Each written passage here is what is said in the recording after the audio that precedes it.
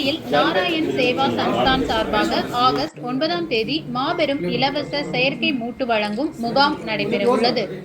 கோவையில் 2வது முறையாக நடைபெறும் இதில் தமிழகம், கேரளா, கர்நாடகா என பல்வேறு பகுதிகளில் இருந்தும் ஆயிரக்கணக்கான மாற்றுத்திறனாளிகள் பங்கேற்க உள்ளதாக முகாம் ஒருங்கிணைப்பாளர்கள் தெரிவித்துள்ளனர்.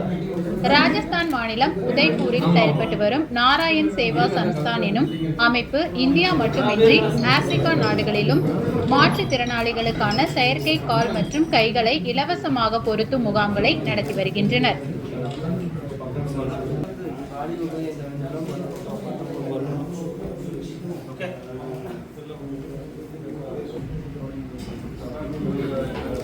हार्दिक स्वागत, अभिनंदन। मैं अचल सिंह भाटी, नारायण सेवा संस्थान कैंप कोऑर्डिनेटर। आज की ये प्रेस वार्ता आगामी 9 अगस्त को आयोजित होने वाले कैंप के संदर्भ में है और उसकी विस्तृत जानकारी लोकल लैंग्वेज में आपको श्री संतोष जी भाई साहब देंगे।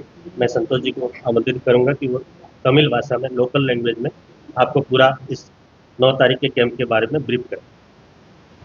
எல்லாருக்கும் வணக்கம். நான் சந்தோஷ் முல்லா, மகேஸ்வரி சமாஜோட செக்ரட்டரி.